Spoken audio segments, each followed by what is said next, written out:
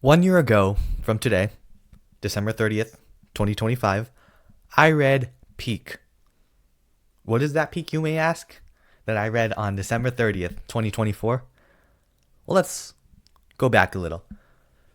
So, last Christmas, I wanted Pokemon Black for the DS, Unova, for Christmas. And me and my little brother got one too. Um, and while I was doing some research on it while we were playing, I came across a video of Pokemon Adventures, the manga. And I watched a bit of that video. And I was like, man, that looks really good.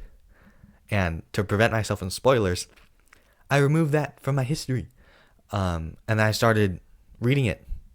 I started on Gen 3, Ruby and Sapphire, because I've played Fire Red, Heart Gold, Platinum, and I'm playing like Black right now.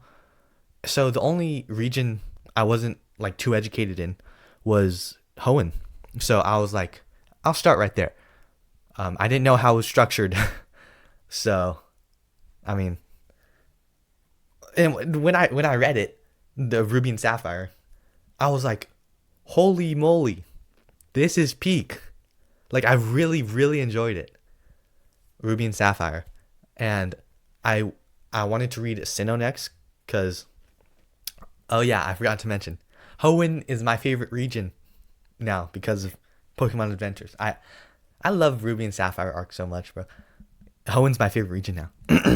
And then I read Diamond and Pearl after that because I wanted to read Sinnoh. For some reason, on the first read, I didn't like it. For some reason, I really don't know why. And then I read Black and White after I finished the game. And Black and White was really good. And I didn't start Black 2, White 2 yet because I hadn't played the game yet. And I wanted it for my birthday. But I never got it. So I just read Black 2, White 2 and I didn't like it. And then after that, at around like March, I read oh yeah, I forgot to mention. I didn't read Platinum because I didn't like Diamond and Pearl. So I just stopped when it ended. So in March I read Red, Blue, and Green. And I stopped reading it for a while until the start of first semester in 2025. So like August or September, whenever you start, this year was about when I started picking it up again, because I take the bus home, and on the bus there's like nothing to do. So on the bus home, I'm just like, oh, I could read Pokemon Adventures on the ride home. So it's a good time passer, and I could read Peak while I'm on the bus and doing nothing. So I did a full reread, every single volume from volume 1 all the way to 63. Or, yeah, 63. And I read the last chapters of Omega Ruby and Alpha Sapphire somewhere else. But from volume 1 all the way to current, when Omega Ruby and Alpha Sapphire finished. I know there's more, but I'm not reading that.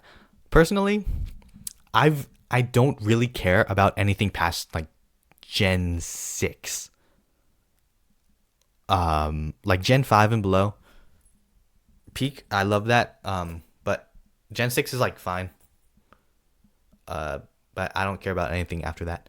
So I read Red, Blue, Green, Yellow, Gold, Silver, Crystal, Ruby, Sapphire, Fire Red, Leaf Green, Emerald, Diamond, Pearl, Platinum, Heart Gold, Soul Silver, Black and White 2, Black 2, White 2,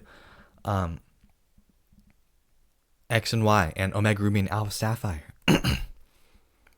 Now, if you want me to rank my arcs from like least favorite to favorite, I'll tell you. So in last place would be Black 2, White 2.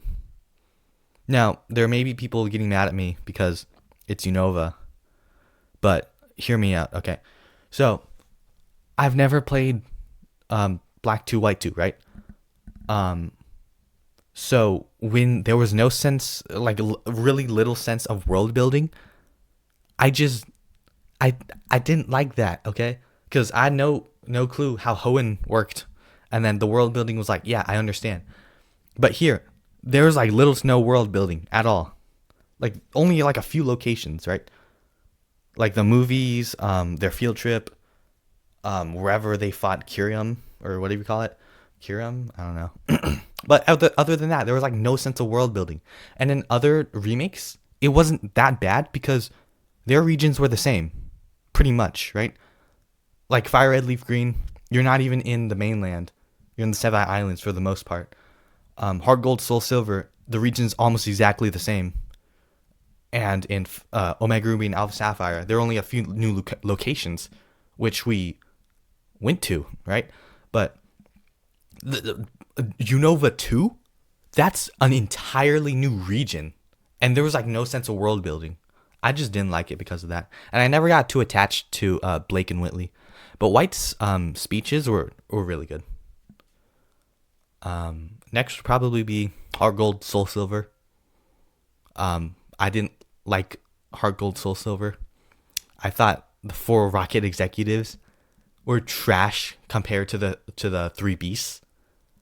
Like in terms of intimidation, writing, and just like strength and like threat level, the 3 Beasts clear the 4 executives. Okay, I don't care if Carr got like stomped or whatever.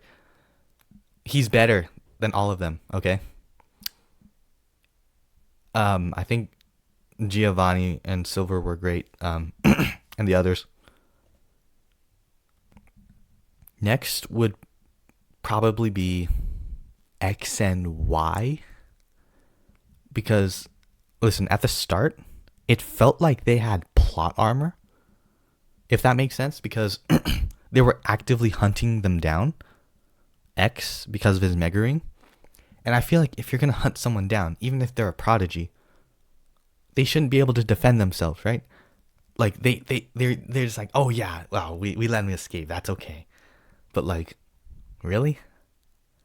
I mean, if he's your target, you should go all out, you know? Like, in like Sinnoh and Hoenn, it wasn't that bad because the kids, the Pokédex holders, weren't their main objective.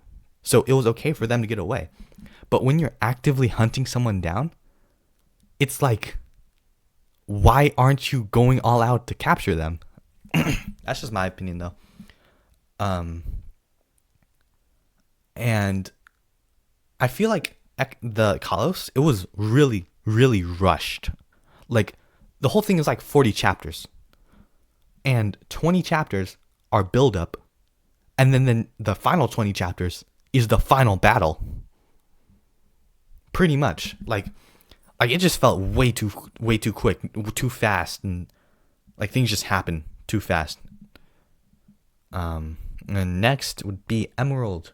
Emerald, you just read just to read for like the first half, but then the second half gets really, really good, especially with everyone, all 10 Pokédex holders at that point. And Emerald turns into a Giga Chad. Next would probably be Diamond and Pearl. On the second read, I really liked it. I don't know what happened on the first read, but the others are just better. I think the others are just better. Next would be Omega Ruby and Alpha Sapphire. The first half was like fine. The second half was real good, and I did not like Zinnia. Okay, Zinnia. Ugh. I don't think I need to explain that. I feel like a lot of people hate Zinnia too. Like that panel when she got like hit by Rayquaza's tail, and then like, bleh. I legit smiled. I laughed when I saw that. She got better though, Zinnia. And then, the end, like the final 3 chapters. Those final 3 chapters of Omega Ruby and Alpha Sapphire might be like 3 of my favorite chapters in like all of Pokemon Adventures. Not my favorites, of course, but 3 of my favorites. Like consecutive chapters, like those last 3 chapters I absolutely love them. Next would be Red, Blue, and Green, the first arc. I really enjoyed it. It was really different when I first read it than any other Pokemon media I've ever consumed. Because, like in the Pokemon anime and in Pokemon games, the trainer is usually not in danger. But here, the trainer could get injured, hurt, and even die in like every single battle. And then it just makes Pokemon Adventure so special to me. The sense of danger. Next would be Platinum. The first half, it's really good setup, and the second half is really good payoff. The Distortion World part is so good, and it has probably the best and my favorite ending in all of Pokemon Adventures. Like, everything wraps up so nicely, and it's just so good. Unfortunately, the other ones are just better. Like, for our next entry, Heart Gold, or no, Gold, Silver, and Crystal. It starts off really strong. It goes a bit slow at the middle, but that's okay, because it needs to be that way. And ends really strong. Heart Gold, Soul Silver, or Gold, Silver, and Crystal. Awesome. After that, I think Black and White. Black and White. Do I need to explain that? I think everyone knows like what makes it so amazing and special. Then Fire Red, Leaf Green. After that, it just the threat level just went up to 1,000,000 in my opinion. Like the three beasts and Giovanni and Deoxys, they were absolute peak. Number 2 would be Ruby and Sapphire. Yeah, Ruby and Sapphire. What? It's not number 1? No, it's not number 1. Because number 1 is better. But I really like Ruby and Sapphire. Ruby and Sapphire was awesome. Okay. But number 1 is the Yellow arc. Yep. Number 1 is Yellow. Because I love Yellow. The arc is just so awesome. I can't even put it into words. It's just, the Yellow arc is just so good. I can't explain it, but it's just so good. It's just so good. But yeah, that's all my arcs ranked. And the story of how I read Peak 1 year ago from today, December 30th, 2024. And now it's December 30th, 2025. I actually just finished Omega Ruby and Alpha Sapphire literally yesterday while I'm like recording this. So literally December 29th, 2025. So yeah, I'm all caught up in the volumes. I know there's more, but I'm not reading past that. Because like I said earlier, I don't care about anything past Gen 6. Okay? I've never really cared. But the first 5 generations are really, really good. Obviously. They're the best. Gen 6 is bad. It's like fine, but yeah. I have a challenge for you. Guess who my top 3 favorite protagonists are. Yep. Now, peace. Goodbye.